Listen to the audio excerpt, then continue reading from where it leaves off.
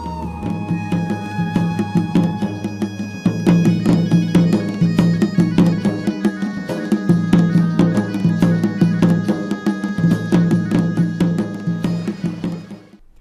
स्वागत है आप सभी का देवभूमि समाचार में। मैं आपके साथ निकिता कश्यप। बुलेटिन की शुरुआत करते हैं इस वक्त की बड़ी खबर के साथ। उत्तराखंड के देहरादून समेत 6 जिलों में भारी बारिश को लेकर अलर्ट को जारी किया गया है। आपको बता दें कि मौसम विभाग ने 18 सितंबर तक की चेतावनी को जारी किया है, तो वहीं कई जिलों में बिजली गिरने की भी संभावना जताई गई। बताते चले कि जलवायु परिवर्तन बना हुआ है और जहां पर अनियमित बारिश के कारण लगातार इलाके में जनजीवन अस्त व्यस्त है, तो वहीं आपको बता दें कि कई इलाकों में मूसलाधार बारिश से भी दिक्कतें बढ़ी हुई हैं।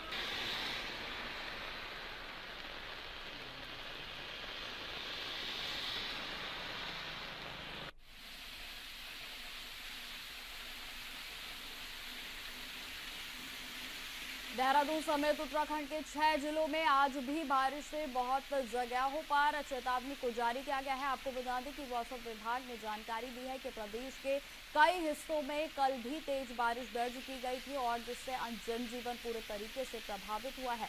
आपको बता दें कि विभाग ने देहरादून, टिहरी, पौड़ी, नैनीताल, बागेश्वर और चंपावत जिलों में तेज बारिश और साथ ही साथ बिजली चमकने की भी आशंका को जताया है। बताते चले कि मौसम विभाग ने आगामी 18 सितंबर तक राज्य में तेज बारिश का सिलसिला जारी रहने का अनुमान जताया है। तो बता दें कि जलवायु परिवर्तन और मौसम के बदलते पैटर्न को इस असामान्य बारिश का मुख्य कारण बताया जा रहा है, जिसके कारण विभाग ने लोगों से अपील की है कि वे सतर्क रहें, अनावश्यक यात्रा से बचें और प्रशासन के द्वारा जारी किए गए दिशा निर्देशों का पालन करें।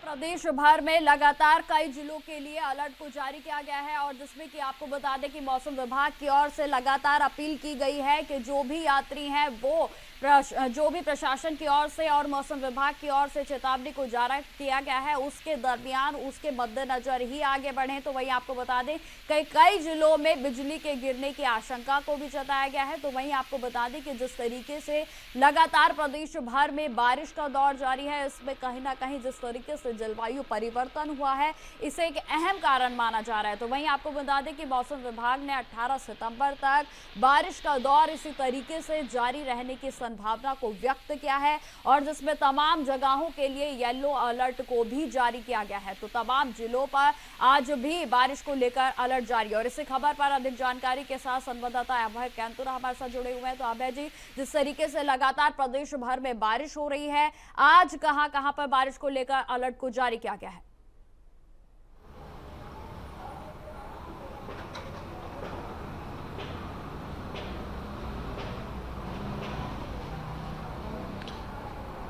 उत्तराखंड में लगातार जो बारिश का कहर है वो यहाँ पर देखने को मिल रहा है। मौसम विभाग ने जो अपना पूर्वानुमान जारी किया है उसमें आज भी 6 जनपदों में भारी बारिश की चेतावनी यहाँ पर जारी की गई है। देहरादून समेत आप ये कह सकते हैं कि इन 6 जनपदों में भारी बारिश की आशंका यहाँ पर जताई गई है।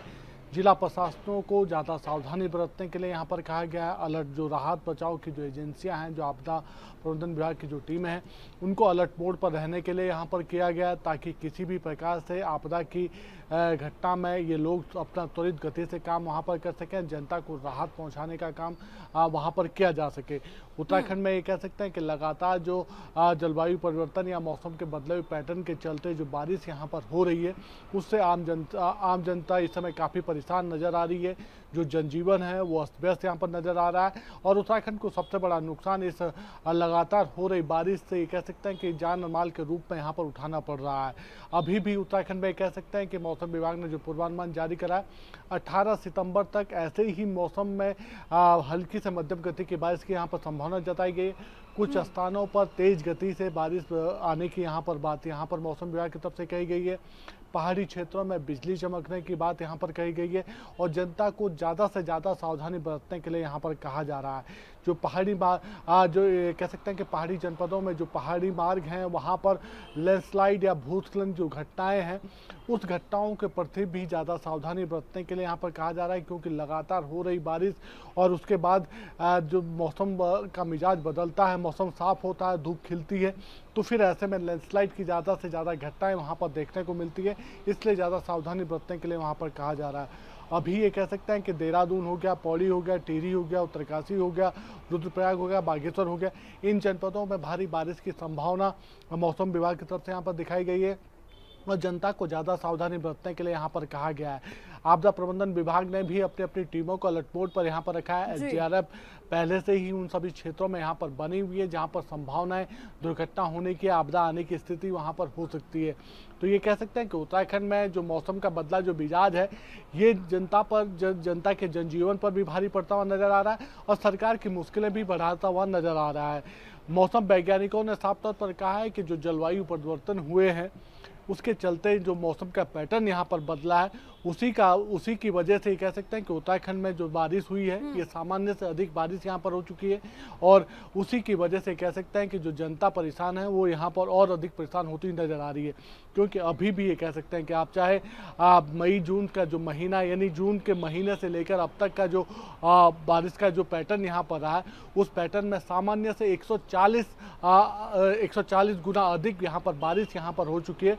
और ये इस वजह से हुई है कि जो पैटर्न बदला है उसकी वजह से ज़्यादातर पहाड़ी क्षेत्रों में बारिश यहाँ पर हुई है और अभी भी ये कह सकते हैं कि बारिश सामान्य से ज़्यादा गति में यहाँ पर बरस रही है और ये आम जनता की जो मुश्किल है वो बढ़ाने वाली कही जा सकती है। जी बिल्कुल अभय, अभी जो राज्य में जिस तरीके के हालात बने हुए हैं, अभी आपदाओं का दौर जो है लगातार जारी था और इन जख्मों से अभी राज्य निकला भी नहीं था कि दोबारा से बारिश का दौर शुरू हो गया है। तो क्या हो सकता है कि आगे आने वाले समय में और भी परिस्थितियां गंभीर हो सकती हैं?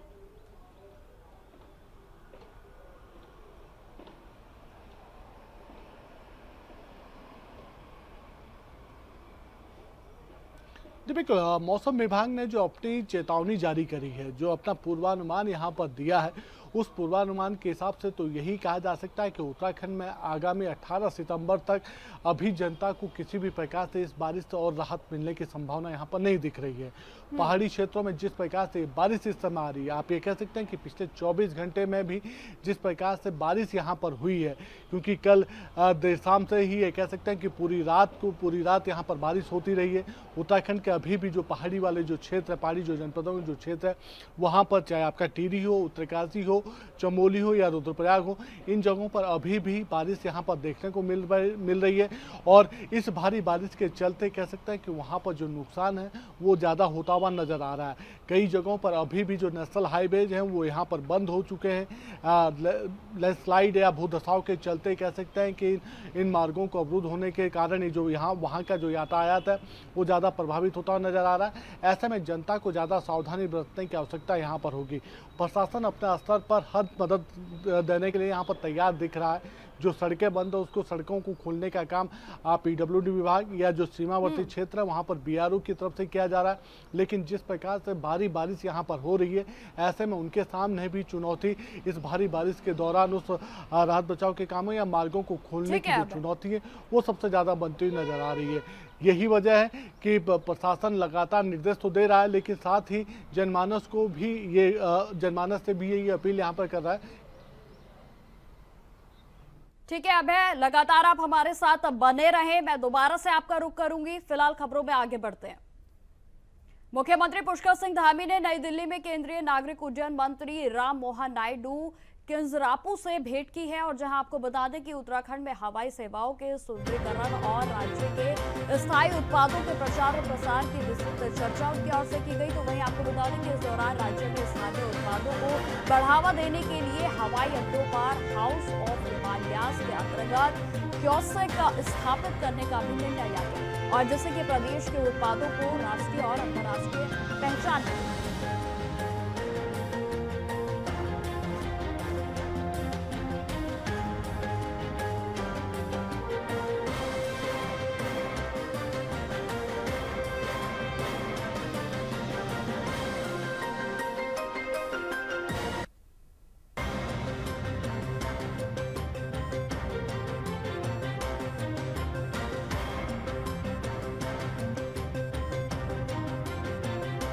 लगातार हमारे साथ अभय कैंतुरा जुड़े हुए हैं। तो अभय, जिस तरीके से लगातार पुष्कर सिंह धामी की ओर से केंद्रीय मंत्रियों से जो मिलने का दौरा है वो लगातार उनकी ओर से जारी है और आज भी उनके द्वारा जो है दौरा ये लगातार जारी रहा और जिसमें कि केंद्रीय मंत्री से उनकी ओर से मुलाकात रही, क्या कुछ खास रहा इस दौरान?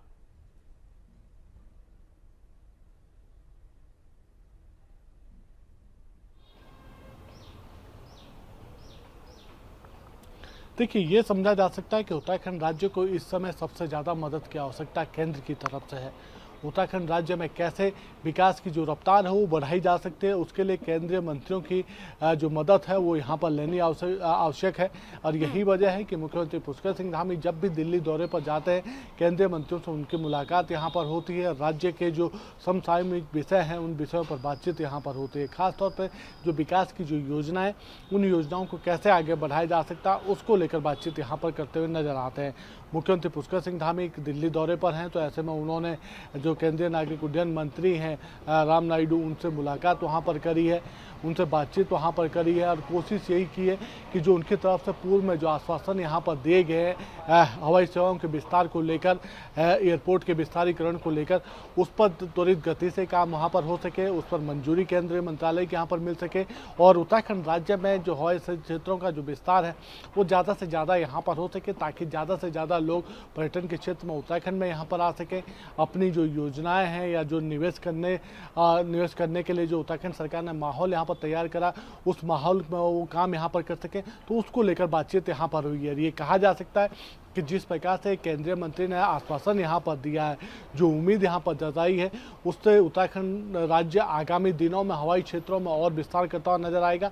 चाहे वो इंटरनेशनल एयरपोर्ट बनाने की दिशा में कदम हो या फिर जो राज्य में जो एयरपोर्ट इस समय वर्तमान में जो विद्यमान है उनके विस्तारीकरण की हो। साथ ही अन्य शहरों से जो फ्लाइट की जो सेवाएं यहाँ पर, हवाई जहाज की जो सेवाएं हैं, उसको भी जोड़ने की कोशिश यहाँ पर की जाएगी, ताकि उत्तराखंड के ज़्यादातर क्षेत्रों से जो हवाई सेवा है वो यहाँ पर जुड़ सके और जनता को उसका लाभ यहाँ पर मिल सके। तो ये कह सकते हैं कि आज भी मुख्यमंत्री पुष्कर सिंह धामी दिल्ली में ही मौजूद है और केंद्रीय मंत्रियों से मुलाकात का उनसे समय यहाँ पर मांगा गया है। तो उसमें भी ये कह सकते हैं कि जैसे ही मुलाकात यहाँ पर होती है तो राज्य के लिए कुछ ना कुछ विकास की सौगात यहाँ पर लेकर आएंगे और जो केंद्रीय योजनाएं, उन योजनाओं से उत्तराखंड राज्य में जो विकास का जो पहिया है वो तेज गति से घूमता हुआ नजर आएगा। जी ठीक है अभय, तमाम जानकारी के लिए आपका बहुत बहुत धन्यवाद।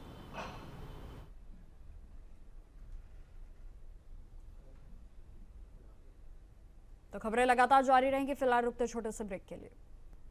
ब्रेक के बाद एक बार फिर से स्वागत है आप सभी का। बढ़ते हैं खबरों की ओर। उत्तराखंड में लगातार हो रही भारी बारिश से राज्य को व्यापक नुकसान हुआ है और खासकर प्रधानमंत्री ग्राम्य सड़क योजना के अंतर्गत बनी सड़कों और पुलों को भारी क्षति पहुंची है। बताते चले कि राज्य के ग्राम्य विकास मंत्री गणेश जोशी ने जानकारी दी कि इस आपदा में हजारों करोड़ रुपए की संपत्ति प्रभावित हुई है और जिससे प्रमुख रूप से ग्रामीण सड़कों और पुलों को भारी नुकसान हुआ है। मंत्री ने यह भी कहा कि सभी जिलों में क्षतिग्रस्त सड़कों और पुलों का आकलन किया जा रहा है और संबंधित अधिकारियों को निर्देश भी दिए गए हैं ताकि बारिश के रुकते ही मरम्मत और पुनर्निर्माण का कार्य युद्ध स्तर पर जारी किया जाए। तो वहीं आपको बता दें कि उन्होंने यह भी आश्वासन जो है वो दिया है कि राज्य सरकार नुकसान की भरपाई और आवागमन की बहाली को प्राथमिकता दे रही है।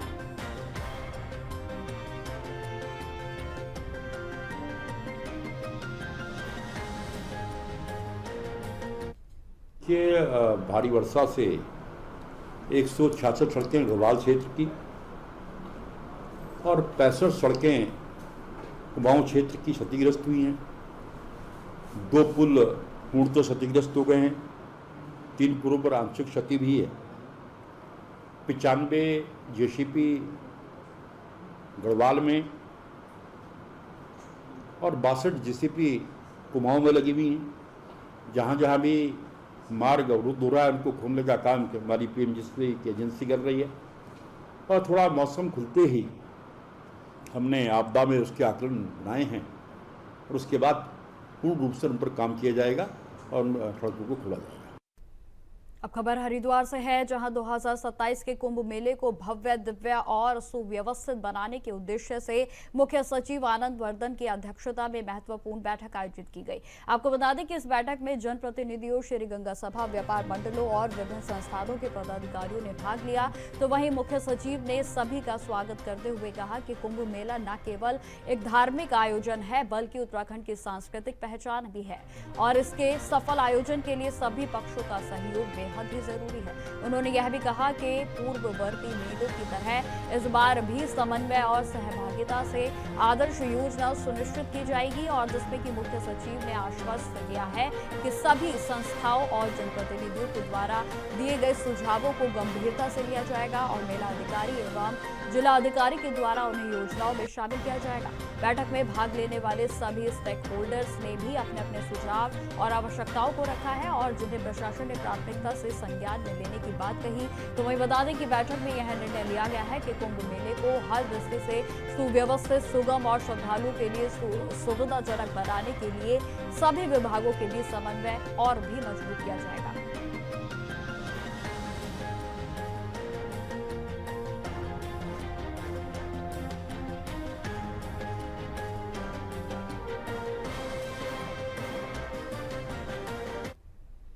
अब खबर डोईवाला से है, जहां पर देहरादून हवाई अड्डे के विस्तारीकरण की प्रक्रिया शासन स्तर पर तेजी से चल रही है। आपको बता दें कि लेकिन इस परियोजना से प्रभावित हो रहे स्थानीय लोगों की समस्याएं अब तक अनदेखी उन पर की गई है और इससे प्रभावित परिवारों ने इसको लेकर भारी रोष भी व्यक्त किया है। उनका साफ तौर पर कहना है कि प्रशासन ने उनके परेशानियों को गंभीरता से नहीं लिया।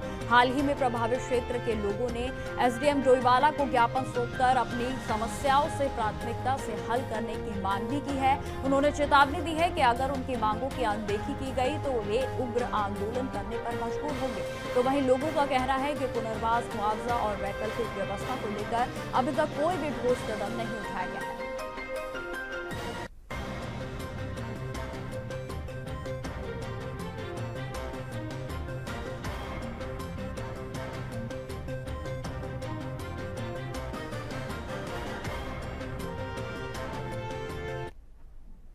अब खबर देहरादून से है, जहां ग्राम्य विकास मंत्री गणेश जोशी ने अपने कैंप कार्यालय में विकास विभाग की समीक्षा बैठक की। तो वहीं आपको बता दें कि केंद्र और राज्य सरकार के द्वारा संचालित योजनाओं की प्रगति पर भी जानकारी ली गई। मंत्री ने उत्तराखंड में मिलेट्स की बढ़ती मांग को देखते हुए उनके व्यापक प्रचार और प्रसार के निर्देश दिए हैं। उन्होंने पर्यटक स्थलों और चारधाम की यात्रा मार्गों पर मिलेट्स पर आधारित बेकरी और स्थापित करने की बात कही और जिससे कि तीर्थयात्री व पर्यटक स्थानीय उत्पादों से जुड़ सके।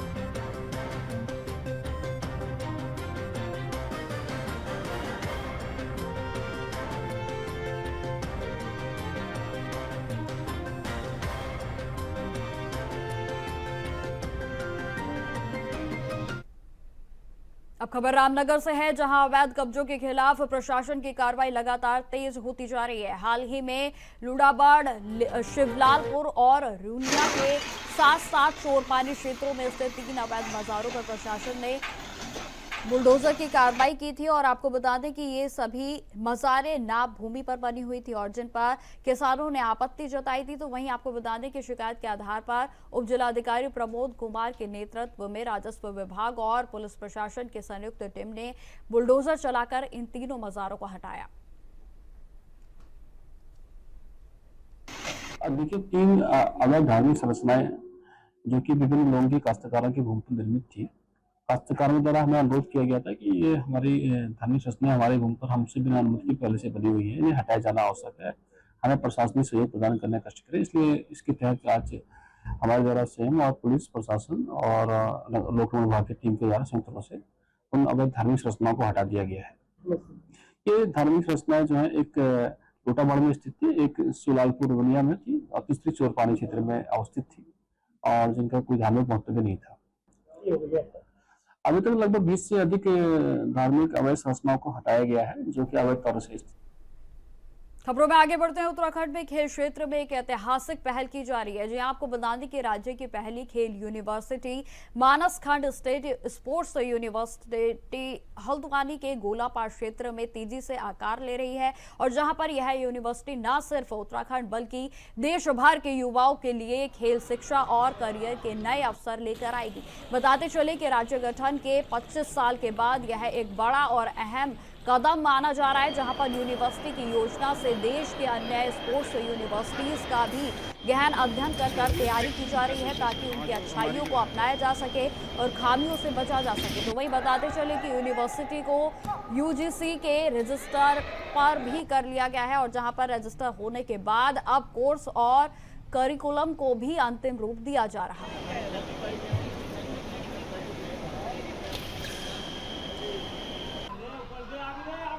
यूनिवर्सिटी का चूंकि अभी हमारे पास जो एग्जिस्टिंग प्लेस है वो एक्ट पारित होने के बाद हमने यूजीसी में अपना इसको रजिस्ट्रेशन भी करा लिया, वो भी एक उपलब्धि हुई हम लोग की, जल्दी करा ली। अब हमारे तमाम कमिटीज बनी है जो कि करिकुलम का डिसीजन करना और जैसे बोर्ड ऑफ गवर्नर की जैसे होती है बोर्ड ऑफ गवर्नर की मीटिंग वगैरह, इसके बाद हम तत्काल शुरू करेंगे जो भी हमारे इसमें एकेडमिक सपोर्ट के लिए जो स्टाफ चाहिए, टीचिंग स्टाफ और सपोर्ट स्टाफ, उनके साथ में जिन बच्चों की वहाँ पे एडमिशन्स होने हैं उसके प्रोसेस को डिफाइन करना, ये सब प्रोसेस हमारा अभी चल रहा है। लगातार मीटिंग चल रही है। मैं 3 दिन हल्द्वानी गोलापार में ही हमारा जो कार्यालय है वीसी का। खबरों में आगे बढ़ते हैं। भगवानपुर थाना क्षेत्र के सिंगतपुर बेसवाल गांव में तालाब से युवक का शव मिलने से क्षेत्र में हड़कंप मच गया। तो वहीं आपको बता दें कि मृतक की पहचान बिहार के निवासी शिवम के रूप में की गई है, जो कि स्थानीय पंखा बनाने की कंपनी में कार्यरत था। आपको बताते चले कि गांव के लोगों के अनुसार मृतक का हाल ही में किसी से विवाद हुआ था और जिससे हत्या की आशंका जताई जा रही है। तो वहीं बता दें कि घटना की सूचना मिलते ही भगवानपुर पुलिस मौके पर पहुंची और जहां शव को कब्जे में लेकर पोस्टमार्टम की प्रक्रिया के लिए आगे भेज दिया गया है।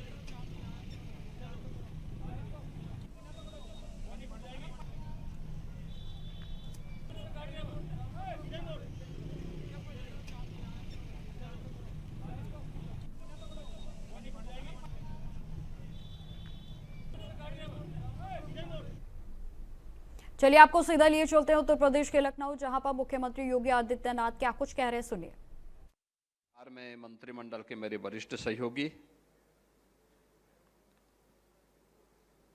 उप मुख्यमंत्री और चिकित्सा शिक्षा एवं चिकित्सा स्वास्थ्य के मंत्री श्री ब्रजेश पाठक जी, विभाग के राज्य मंत्री कुंवर मंकेश्वर शरण सिंह जी, संस्थान के उपाध्यक्ष और प्रदेश के चिकित्सा शिक्षा एवं चिकित्सा स्वास्थ्य के प्रमुख सचिव श्री पार्थ सारथी सिंह शर्मा जी, निदेशक professor CM Singh ji,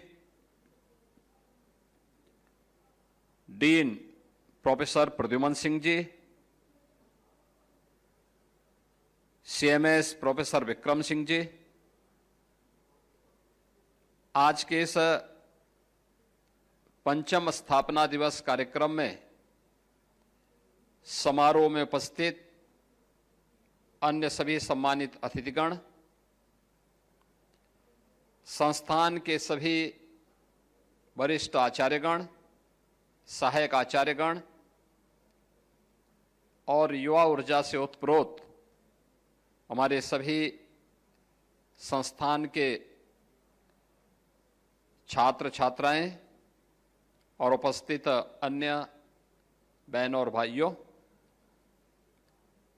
doctor Ram Manohar Lohia आयुर्विज्ञान संस्थान को इस पंचम स्थापना दिवस कार्यक्रम के अवसर पर प्रदेश सरकार की ओर से और प्रदेश की जनता जनार्दन की ओर से भी मैं हृदय से बधाई देता हूं। आयुर्विज्ञान संस्थान के रूप में आपकी ये 5 वर्षों की यात्रा है, लेकिन एक संस्थान के रूप में जब इसका बीज रोपा गया था, वह संस्थान को 19 वर्ष हुए।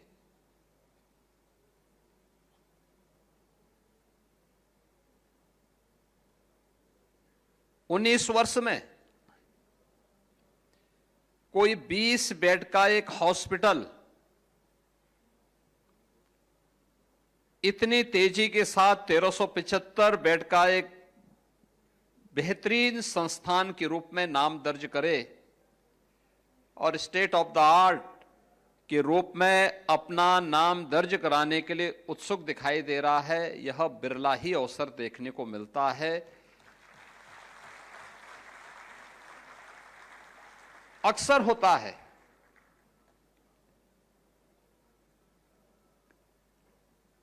हमारे जीवन की 3 स्थितियां होती हैं।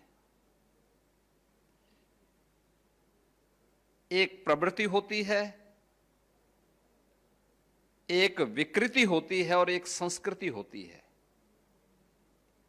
बीच का यथारूप रहना वो उसकी प्रवृत्ति है। जैसे मनुष्य है, वह परिवर्तन तो चाहता है, लेकिन परिवर्तन करने के लिए अपने आप को तैयार करने में हिचकता है। यथास्थितिवादी जिसे आप कह सकते हैं, वे कोई परिवर्तन नहीं ला सकते, कोई नयापन नहीं ला सकते। एक होता है व्यक्ति ने निर्णय लिए और निर्णय व्यापक जनहित में है, राष्ट्रहित में है। वह होता है बीज का वृक्ष बन जाना। यही संस्कृति है। लेकिन बीज जब किन्हीं कारणों से सड़ जाता है, गल जाता है, जब हम अपने कार्यों से किसी संस्था या संस्थान को उसकी गति को अधोगति की तरफ लेके जाते हैं, उसका पतन करते हैं,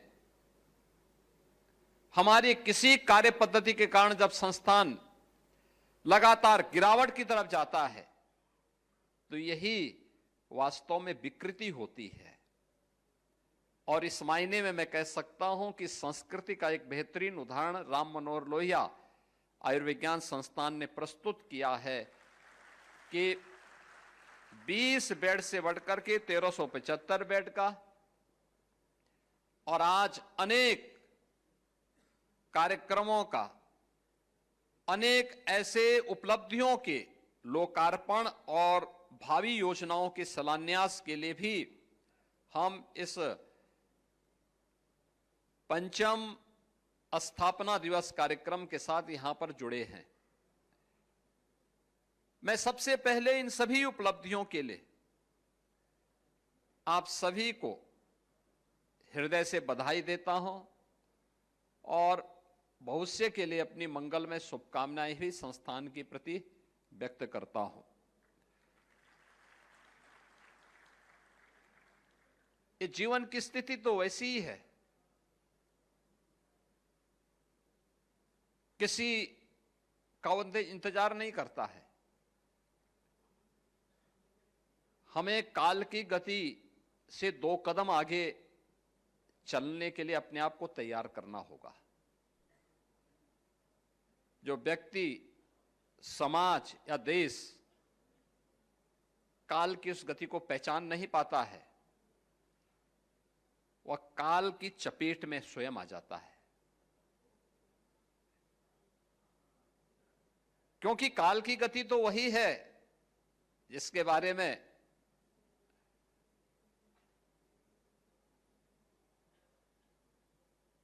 डॉक्टर श्याम नारायण पांडे ने कहा था कि ये महाकाल का आसन है, इस पर न किसी का शासन है। यानी काल की गति पर किसी का शासन नहीं होता है। कोई ये मान करके चले कि मैं समय की गति को अवरुद्ध कर दूंगा, ये उसकी गलत फहमी होगी। हमें उससे 2 कदम आगे चलने के लिए अपने आप को तैयार करना पड़ेगा। अगर हम चलेंगे तो प्रगति करेंगे।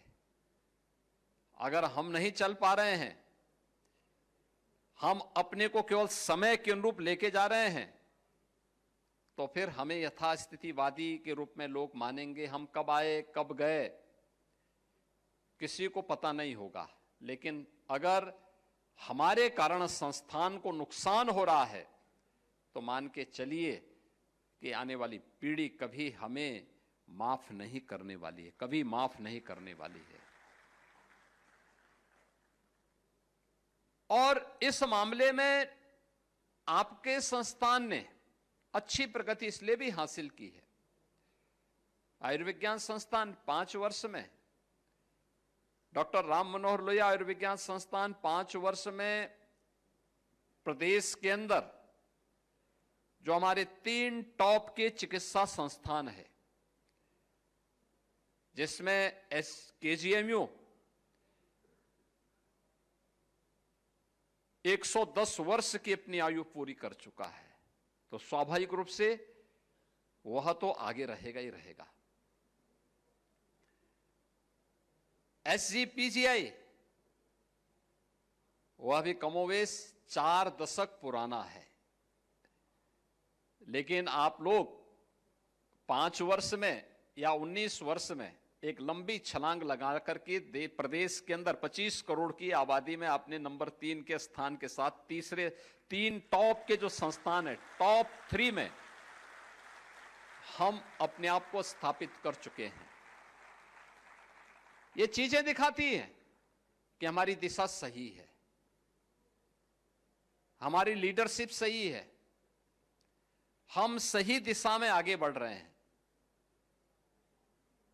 भौतिक चुनौतियां आती हैं, लेकिन टीम वर्क होता है, कार्य करने का जज्बा होता है, तो वह लोगों के मन में एक नई उत्साह का संचार करता है। आपके लिए यह अवसर इसलिए भी महत्वपूर्ण है क्योंकि यह संस्थान एक ऐसे स्थान पर स्थित है जो पूर्वी उत्तर प्रदेश का मुहाना है। पूर्वी उत्तर प्रदेश का हर पेशेंट सबसे पहले RML में आता है, सबसे पहले यहीं पे आता है, फिर यहां से KGMU या SGPGI की तरफ फिर वह रुख करता है। और सबसे घनी आबादी पूर्वी उत्तर प्रदेश की, बिहार की, नेपाल की, ये सभी स्थितियां यहां के लिए आती हैं, इस ओर मुड़ती हैं। उन स्थितियों में अगर हम लोगों ने अपने आप को अपडेट नहीं किया, हम उसके अनुरूप अपने आप को तैयार नहीं करेंगे, तो आज जो एक व्यक्ति, एक पेशेंट का परिजन, एक मरीज का परिजन बड़े विश्वास के साथ आता है, और विश्वास के साथ आने के बाद अगर कहीं पे उसकी भावनाओं को ठेस लगेगा, तो वह फिर धीरे धीरे करके उसके मन में आएगा, देखो साहब कुछ नहीं होता, और फिर वह यहां से विमुख होकर के दूसरी तरफ रुख करेगा। लेकिन मुझे प्रसन्नता है कि लखनऊ के इन 3 संस्थानों ने लगातार सम और विषम परिस्थितियों में कार्य करते हुए आज उत्तर प्रदेश के अंदर चिकित्सा स्वास्थ्य के लिए भी और चिकित्सा शिक्षा के लिए भी कुछ मानक तैयार किए हैं, मानक गढ़े हैं। मुझे याद है जब इस सदी की सबसे बड़ी महामारी कोरोना आया था, कोरोना के दौरान मैं देख रहा था, मुझे उस समय अक्सर इस बात को मैं अनुभव करता था कि उत्तर प्रदेश में प्रारंभिक रूप से हम लोग तैयार नहीं थे कोरोना जैसी महामारी को सामना करना पड़े, क्योंकि हमारी पीढ़ी ने पहली बार इस प्रकार की महामारी को देखा था।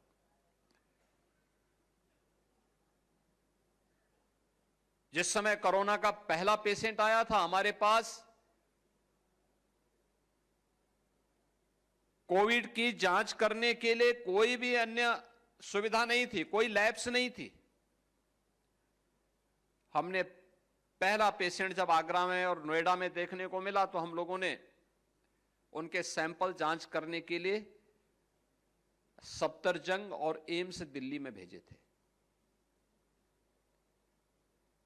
एनआईवी पुणे को भेजा था और धीरे धीरे करके हमने यहां विकसित करने प्रारंभ किए। पहले कम से कम यहां पे सैंपल कलेक्ट करके उनकी जांच करना प्रारंभ कर लें, फिर देखें यहां सुविधाएं क्या चाहिए। हम लोगों ने जब देखा था 36 जनपद ऐसे थे जिन जनपदों में आईसीयू का एक भी बेड नहीं था, एक भी नहीं था। ट्रेन्ड मैन पावर नहीं थी। कैसे होना है? और उस समय उत्तर प्रदेश ने कुछ मॉडल भी गढ़े। वर्चुअल आईसीयू भी चल सकता है और इन 3 संस्थानों ने सफलतापूर्वक चलाया था। एसजीपीजीआई, केजीएमयू और आरएमएल ने, जो प्रदेश के सभी 75 जनपदों में वर्चुअल आईसीयू के माध्यम से मरीज को इसके बारे में वहां पर मरीज को बेहतर राहत देने, जो लोग वहां पर ट्रेन्ड मैन पावर हमने यहां से भेजा था, जो मास्टर ट्रेनर यहां पे ट्रेनिंग लिए थे, उन लोगों ने वहां पर जाकर के कार्य किया और अगर कोई समस्या आती थी तो प्रतिदिन सायंकाल ये तीनों संस्थान एक साथ उन संस्थानों के साथ, उन मेडिकल कॉलेजेस के साथ या कोविड हॉस्पिटल्स के साथ जुड़ते थे और वहां पर उनको गाइड करते थे। कोई समस्या होती थी तो फिजिकली वहां पहुंच करके उनको मार्गदर्शन करती थी। हमारा मॉडल सफलतापूर्वक आगे बढ़ा था। यानी टेक्नोलॉजी का उपयोग करके अगर एक महामारी को मात दी जा सकती है तो कोई कारण नहीं कि हॉस्पिटल और बड़े बड़े संस्थान के अंदर जो भीड़ है, इस भीड़ को हम टेक्नोलॉजी का बेहतर उपयोग करके रोक न सकते हो, कर सकते हैं। टेली कंसल्टेशन की सुविधा दूर दराज के क्षेत्रों में,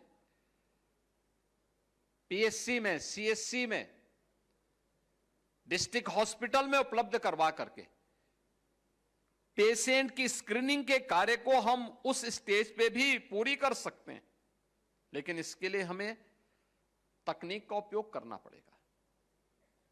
इसके लिए हमें स्वयं भी अपने आप को अपडेट करना पड़ेगा। और यह मैं इसलिए कह रहा हूं, आज जब हम लोग स्वास्थ्य की बात करते हैं, मैं भी आपकी एनुअल रिपोर्ट देख रहा था और मुझे अच्छा लगा। एनुअल रिपोर्ट है काफी मोटी और साल भर की आपने बनाई है। हर एक इवेंट को उसमें आपने इकट्ठा करके रख दिया, लेकिन आपने शुरुआत की है कि दुनिया को पहला सर्जन किसी ने दिया तो भारत ने दिया था, सुश्रुत के रूप में। हम सुश्रुत को भूल गए। आपने उसमें आयुर्वेद के जनक चरक का भी उल्लेख किया है। अच्छा है, चरक और सुश्रुत ये भारत की देन है दुनिया के लोगों की आरोग्यता के लिए। अनेक ऐसे वैद्य, ऐसे चिकित्सक, ऐसे सर्जन भारत ने दुनिया को दिए जो समय के अनुरूप हम उस गति को बनाए नहीं रख पाए। हमारे ही ज्ञान को और हमारी ही विरासत को लोगों ने अडॉप्ट करके आज हमको ही अपना पिछलग्गू बना दिया है। कारण है केस स्टडी के रूप में हम लोग अपने यहां किसी भी कार्यक्रम को लेने में संकोच करते हैं। आपके पास जितने नंबर ऑफ पेशेंट हैं, अगर आप इन सब पे लिखने की आदत डालना प्रारंभ करेंगे, उनके लक्षणों के आधार पर, उनकी परिस्थितियों के आधार पर बहुत अच्छी केस स्टडी आपकी तैयार हो सकती है। और आप बता सकते हैं उन क्षेत्रों में कहां, किन क्षेत्रों में कौन सी बीमारी कब होती है, उसके उपचार के लिए, वहां पे बचाव के लिए क्या उपाय हो सकते हैं। तो स्क्रीनिंग की एक प्रक्रिया वहां पर भी आपके माध्यम से, उस केस स्टडी के माध्यम से भी आप दे सकते हैं। अरे मानवता के कल्याण का मार्ग बहुत अच्छे ढंग से आगे बढ़ सकता है। मैं इस बात को इसलिए भी कह रहा हूं क्योंकि मैं स्वयं पूर्वी उत्तर प्रदेश के उस क्षेत्र से आता हूं जिसके लिए यह सीजन 15 जुलाई से लेकर 15 नवंबर तक का जो सीजन होता था, यह उनके लिए अत्यंत भयावह होता था। हर मां, हर परिवार का अभिभावक अपने नवजात शिशु के जीवन के लिए चिंतित रहती थी। पता नहीं किसके घर में यह बीमारी आ जाए, कौन बच्चा इसकी चपेट में आ जाए। पूर्वी उत्तर प्रदेश ने 40 वर्षों में 50,000 से अधिक बच्चों को खोया है इंसेफ्लाइटिस जैसी बीमारी के कारण। 1977 से लेकर 2017 तक यह बीमारी आती थी। वहां का नवजात शिशु, वहां के बालक इसकी चपेट में आते थे। न शासन की कान में जूं रेंगता था और न ही प्रशासन को इन सब के बारे में किसी प्रकार की कोई चिंता होती थी। लोग आते थे, चेहरे पर उनकी कोई मुस्कान नहीं होती थी, बुझा हुआ चेहरा। लोगों के मन में एक भय होती थी, एक आशंका होती थी, पता नहीं क्या हो जाए। और उनको आने में इतनी देर लगती थी कि वे भी जानते थे परिणाम क्या होने वाला है। या तो बच्चे से हाथ धोना पड़ेगा, और अगर किसी कारण से डॉक्टरों ने बड़ी कृपा कर ली, बच्चा बच भी गया, तो ये बच्चा दिव्यांग होगा, जीवन भर के लिए समस्या बनेगा। यह स्थिति होती थी। और मुझे इस बारे में संतुष्टि होती है कि जब टीम वर्क ने काम करना प्रारंभ किया, हम लोगों ने लक्षण को देखे, केस स्टडी करवाई, क्या कारण है, ढूंढो भाई, इसके बारे में काम करो। और अगले 17 में, अगले 3 वर्ष के अंदर, तीसरे वर्ष में हम लोगों ने इंसेफ्लाइटिस को पूरी तरह समाप्त कर दिया। आज जब मैं पूर्वी उत्तर प्रदेश में जाता हूं, आज जब मैं उन क्षेत्रों में जाता हूं, तो मुझे एक बात की संतुष्टि होती है। मैं पूछता हूं क्या स्थिति है इंसेफ्लाइटिस की, तो मुझे संस्थान से भी जानकारी मिलती है, पब्लिक से भी जानकारी मिलती है कि बीमारी नहीं है, बीमारी समाप्त। ये अन्य क्षेत्रों में भी हो सकता है, अन्य मामलों में भी हम कर सकते हैं। हमने सावधानी बरती, स्वास्थ्य केंद्रों को भी ठीक किया, मेडिकल कॉलेजेस को भी ठीक किए। महिला और बाल विकास विभाग ने भी पोषाहार के कार्यक्रमों को बेहतरीन किया। स्वच्छता के कार्यक्रम को हम लोगों ने प्रधानमंत्री मोदी जी के विजन को प्रभावी ढंग से जमीनी धरातल पर उतारने का काम किया। पेयजल की सुविधा उपलब्ध करवाई। लोगों को इन सभी कार्यक्रमों के साथ जोड़ने का परिणाम क्या रहा कि जो सीजन लोगों के लिए भय और दहशत भरा होता था, आज वहां पे उत्साह और उमंग का होता है। अच्छी बारिश हो रही है, लोगों की खेतों में फसल लहलहा रही है, बीमारी का कोई भय नहीं, व्यक्ति सावधानी बरतता है और निसंकोच होकर के अपने उज्जवल भविष्य के लिए पूरी तैयारी के साथ आगामी पर्व और त्योहारों के लिए जुटता है। सरकार चाहे तो किसी के चेहरे पर खुशहाली ला सकती है। यह उदाहरण है, और उस उदाहरण का केंद्र बिंदु स्वास्थ्य विभाग बना था। नेतृत्व स्वास्थ्य विभाग ने दिया था, नोडल विभाग हमने स्वास्थ्य विभाग को बनाया था कि हम सबको इसके लिए तैयार करना है। सभी लोग मिलकर के एक साथ फोकस्ड कार्रवाई हुई। परिणाम क्या था? रिजल्ट हमारे हाथों में था। और यह कार्य हम हर एक क्षेत्र में कर सकते हैं। मुझे अच्छा लगा आज यहां पर संस्थान ने एडवांस्ड न्यूरो साइंसेस सेंटर के भवन का भी और यहां पर अन्य सुविधाओं के कार्यक्रमों का भी लोकार्पण किया है। खासतौर पर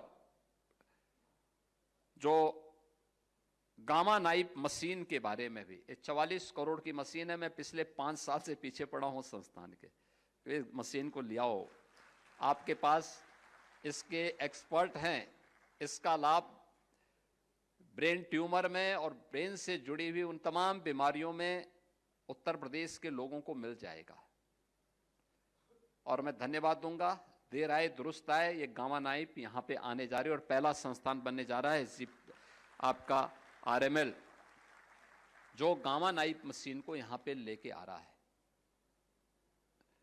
इसके साथ ही संस्थान ने भवनों को आपस में जोड़ने के लिए एक यहां पे फुट ओवर ब्रिज का भी निर्माण किया, जिसका आज लोकार्पण हो चुका है। एडवांस न्यूरो साइंसेस सेंटर की भी संस्थान के न्यू ब्लॉक के लोकार्पण का कार्यक्रम किया है। लगभग 34.5 करोड़ रुपए की लागत से बना है। कॉन्फ्रेंस हॉल, लेक्चर थिएटर और कैफेटेरिया 10 करोड़ की लागत से, और साथ ही यहां पर प्राथमिक स्वास्थ्य केंद्र जो गौर के कम्युनिटी मेडिसिन विभाग के अंतर्गत रूरल हेल्थ ट्रेनिंग सेंटर, ये सभी आपने निर्माण करके और आज इसके लोकार्पण का कार्यक्रम भी संपन्न किया है। तो हॉस्टल बॉयज और गर्ल्स दोनों के साथ साथ नर्सिंग कॉलेज के लिए भी आज उनके स्वयं के एकेडमिक भवन के लिए भी आप लोगों ने शिलान्यास के कार्यक्रम के साथ अपने आप को जोड़ा है। यानी अगर हम समय के साथ चलेंगे, देश और दुनिया के अंदर जो अच्छा हो रहा है उसको तो हमें लेना ही लेना है, लेकिन हम भी अपने तरफ से कुछ करना प्रारंभ करें। देखिए, मुझे बहुत अच्छा लगा, इधर लोगों ने उस दिशा में कार्य करना प्रारंभ किया। अभी मुझे पिछले दिनों आईआईटी कानपुर में जाने का अवसर प्राप्त हुआ था। उन्होंने मेडटेक पर एक सेंटर ऑफ एक्सीलेंस को वहां पे विकसित करना शुरू किया है।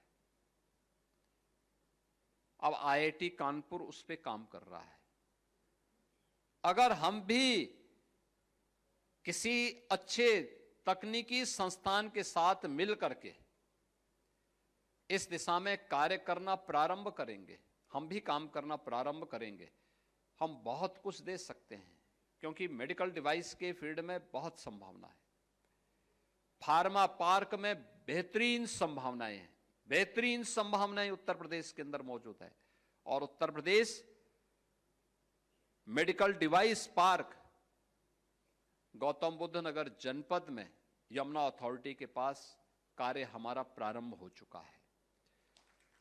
फार्मा पार्क हमारा ललितपुर जनपद में बन रहा है, हमने वहां पे अपना कार्य प्रारंभ कर दिया है। हमें उस दिशा में अपने आप को भी तैयार करना होगा। इन संस्थानों की भूमिका क्या हो सकती है, कैसे हमें उसमें गाइड करना है, ये सभी चीजें जब एक साथ चलेंगे तो परिणाम आएंगे, निश्चित ही परिणाम आएंगे। और उस परिणाम के लिए हमें एक साथ मिलकर के अपने कार्यक्रमों को आगे बढ़ाना पड़ेगा। मुझे प्रसन्नता है कि संस्थान ने जिन लक्ष्यों को प्राप्त किया है, पिछले 5 वर्ष में जो तीव्रता आई है और 19 वर्ष की अपनी इस यात्रा में जो उपलब्धियां हासिल की हैं, ये सराहनीय है। लेकिन इसमें बहुत सारी गुंजाइश अभी बाकी है और उसको हमें आज के समय में अपने आप को उसके लिए तैयार करना होगा, उसके लिए अपने आप को तैयार करना होगा। एक पक्ष यह आपका जो जितना अधिक आप इस फील्ड में शोध कर पाएंगे, नए नए शोध को समाज के सामने प्रस्तुत कर पाएंगे, वह उतना ही आपकी छवि में निखार लाएगा। और दूसरा है, आने वाले मरीज के साथ और उसके परिजन के साथ बेहतरीन व्यवहार। देखिए, हम मानते हैं जब कोई मरीज आता है उसको बहुत पता नहीं होता है, क्योंकि वह तब मनुष्य बीमार केवल शारीरिक रूप से नहीं होता है, शरीर की एक पीड़ा उसको मानसिक रूप से भी और आंतरिक रूप से भी कमजोर करती है।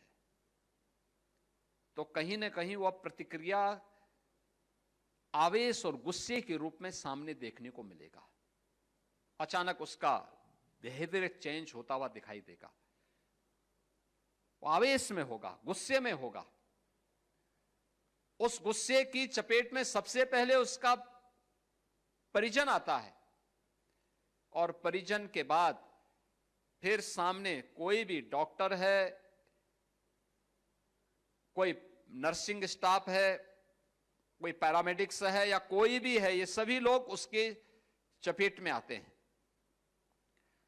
अगर हम उसकी बात को ध्यान से सुन रहे हैं और सुन करके उसके गुस्से को भी हमने चुपचाप ये मान के चल लिया कि भाई देखो ये बीमारी का पार्ट है, उसका व्यवहार का पार्ट नहीं है, ये बीमारी का हिस्सा है, और इसी गुस्से को जिस दिन आप शांत कर लेंगे अपने व्यवहार से, तो मान के चलिए कि बीमारी पे आधी विजय आपने प्राप्त कर ली है। बीमारी पे आधी विजय आपने प्राप्त कर ली है, और पेशेंट की रिकवरी बढ़ जाएगी, क्योंकि आपका व्यवहार उसके अंतःकरण में एक विश्वास पैदा कर देगा। व्यक्ति के अंतःकरण में अगर विश्वास है कि मैं स्वस्थ हो जाऊंगा, मान के चलिए कि कितनी भी गंभीर बीमारी होगी जरूर स्वस्थ हो जाएगा। अगर आंतरिक रूप से आपके व्यवहार के कारण टूटा, कितना भी आप उसको उपचार करते रहिए, फिर उसका ठीक होना, रिकवरी उसकी होना बहुत कठिन हो जाता है। और उसको आप बहुत सारी परिभाषाएं दे देते हैं। आप फिर उसके बाद आप उसको कहते हैं साहब इसमें इन्फेक्शन होगा। इन्फेक्शन सबसे बड़ा इन्फेक्शन तो व्यवहार का इन्फेक्शन है। इस व्यवहार के इन्फेक्शन को पहले ठीक करने की आवश्यकता है। आपने देखा होगा जैसे आप उसका चेंज करते हैं, उसको बोलते हैं भाई आप पेशेंट थोड़ा बहुत रिकवरी उसकी कमजोर है, आप थोड़ा इसको प्लेस चेंज कर दीजिए। प्लेस चेंज करने का मतलब वहां पे कुछ व्यवहार उसके साथ ठीक हो जाए। तो आप देखते होंगे उसकी रिकवरी में तेजी के साथ सुधार होता हुआ दिखाई देता है, क्योंकि आप डॉक्टर हैं, लेकिन हम लोग भी उन परिस्थितियों से गुजरते हैं। जनता दर्शन कार्यक्रम में पब्लिक आती है, सामने जब उसका तमतमाता हुआ चेहरा हम देख करके अगर सोचने लग जाएंगे तो हम उसको फेस नहीं कर पाएंगे। और इसलिए उसका चेहरा तमतमाता हुआ न दिखाई दे, हम लोग उसको पहले चेयर पे बिठाते हैं और फिर उसके सामने खड़े होकर के जाते हैं एक तरफ से और कहते हैं भाई बताइए आप। लोकतंत्र में उसका अधिकार भी है। लोकतंत्र में जनता तो जनार्दन है। हम उसके पास जाकर के उसका एप्लीकेशन लेते हैं, वो बहुत कुछ बोलता है। हम लोग जब जवाब नहीं देते हैं तो अगली बार वो कहते, फिर उसके साथ ही हम देखते हैं 2 मिनट के अंदर वो कहता साहब गलती हो गई, मैंने गलती से बोला है। हम उसको बोलते हैं भाई आपकी समस्या का समाधान होगा, चिंता मत करो।